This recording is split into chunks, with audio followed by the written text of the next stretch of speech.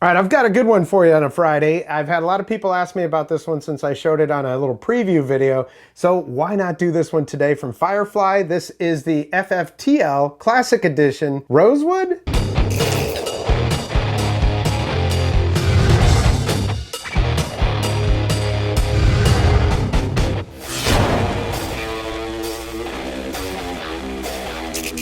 Welcome back, I'm Tony, and yeah, this is what we're talking about today. This is an absolutely beautiful guitar. Even if I just bought this as a wall hanging, it was $270 is what this guitar was.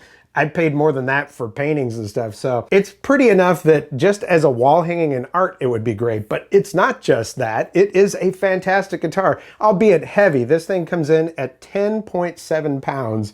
That's nearly 11 pounds. This thing is, it's not a lightweight guitar. Now, y'all know that I've got several Fireflies. In fact, I've got a couple more in the queue to review. I just got to this one first because people said they wanted to see this one. I really enjoy Firefly. They do a great job.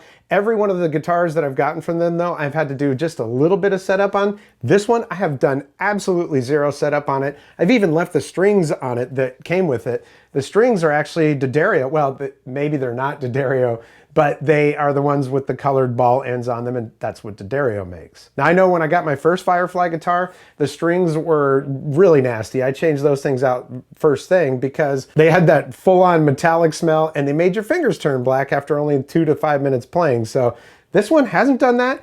I don't know if they're real D'Addarios, but they're working really good, so I'm digging it. So like I said, $270, and it's basically a tribute to the George Harrison Rosewood Telly, and I think there was only one of those made. There might have been maybe 2 or 3 of them made, but George Harrison was gifted one of those by Fender, and you can get a reissue of that now, and I want to say it's between $4,000 and $5,000. So, you know, it's not a real Fender, but boy, I tell you what, there are some things about this that are actually better than some of my Fender guitars. So what are you gonna do? For comparison basis, I do have an authentic Fender Telecaster, and it's, I mean, it's very nice, but boy, this thing has this baseball bat neck on it. It's got the urethane finish on it, and man, I'm just not a big fan of that because unless your hands are completely dry and the neck is completely clean, it's sticky, you know what I mean? But I do love my Telly, and I even have this over here, which is, it's kind of like a Chibson. I guess I'd call it a Fibson, I don't know.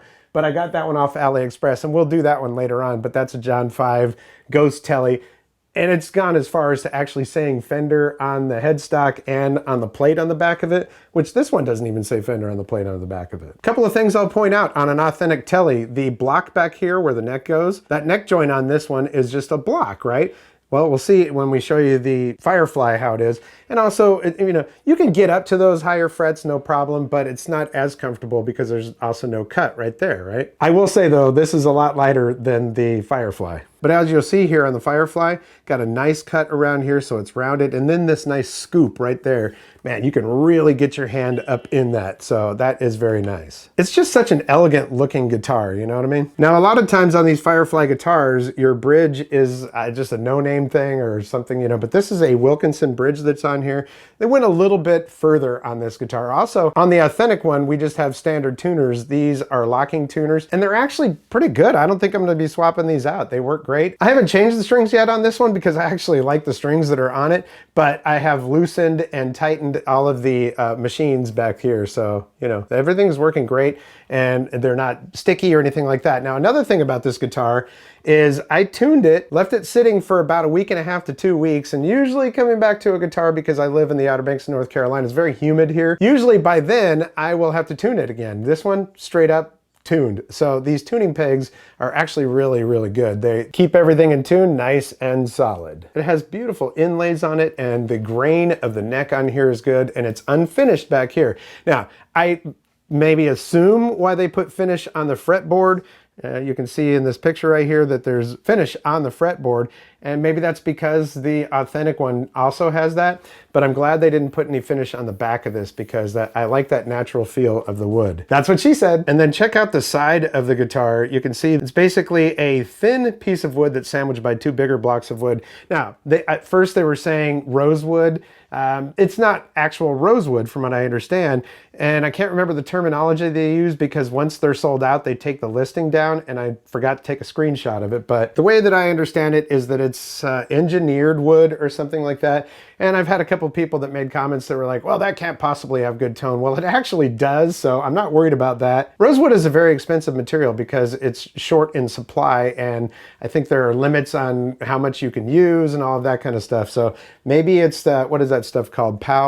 Oh geez, I can't remember, but it's a material that a lot of companies are using to replace rosewood on their fretboards. Fretboards? Yeah, they fly away. But the bottom line to me is that it looks fantastic, and it is indeed wood. It's not fake wood or like, you know, LVP, luxury vinyl plank floors.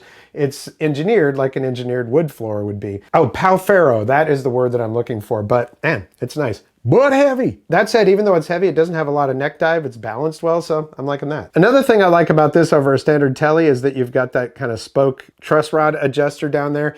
And while you might be able to get to the truss rod adjustment on a standard Tele down here, it's under the pick guard. You got to take your pick guard off and do all that stuff on here. If you want to make a little micro adjustment, you could do. I didn't even do that on this one. It's just working great. A little bit of fret buzz, but you know, I used to be completely like crazy about fret buzz. Oh, I can't stand that. But listen, an electric guitar is typically going to have a tiny little bit of fret buzz.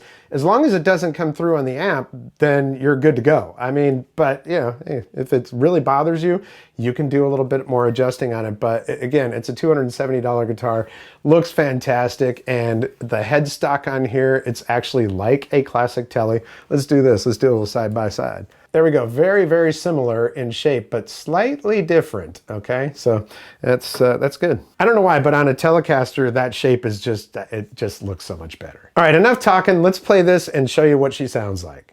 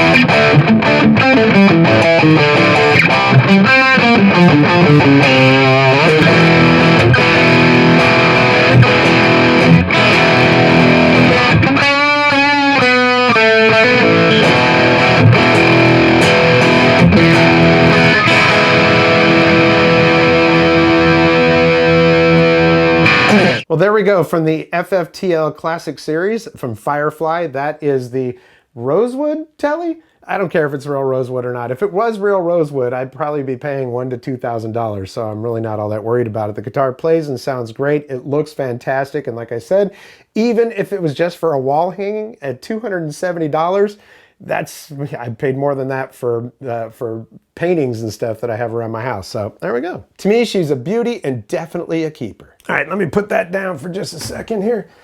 Okay, well, listen, it's Friday and I'm sweating in here. I mean, it's so humid here in North Carolina right now. I'm on the coast and it's like, but anyways, well, maybe the guitar just made me hot. It made me sweaty. Either way, I just really, really want to thank you for your support here on the channel. It's been around since 2013, and in the last 2 to 3 years, I had a resurgence with my guitar playing since I was 12, but there were times where I went 6 months to a year without even picking one up. Just, they look good. I'll just hold on to them. But I've been writing and stuff like that, so I'm really, really excited about it. And that's why I decided to bring that to the channel and start sharing that with you. And yeah, I may not be the best player in the world, but I'm on my journey and you can follow along with it. And if you want to support the channel, the easiest way is by giving this video a like. And if you haven't subscribed yet, there's a red subscribe button down there and notification bell. Click both of those, you'll get notifications when I upload new videos. I've also got a thanks button down there if you're so inclined, want to toss a couple bucks my way. It is not inexpensive to run these channels, so every penny counts. I appreciate that. Well, that's going to do it for this episode. We'll catch you next time on the Vapor Trail channel.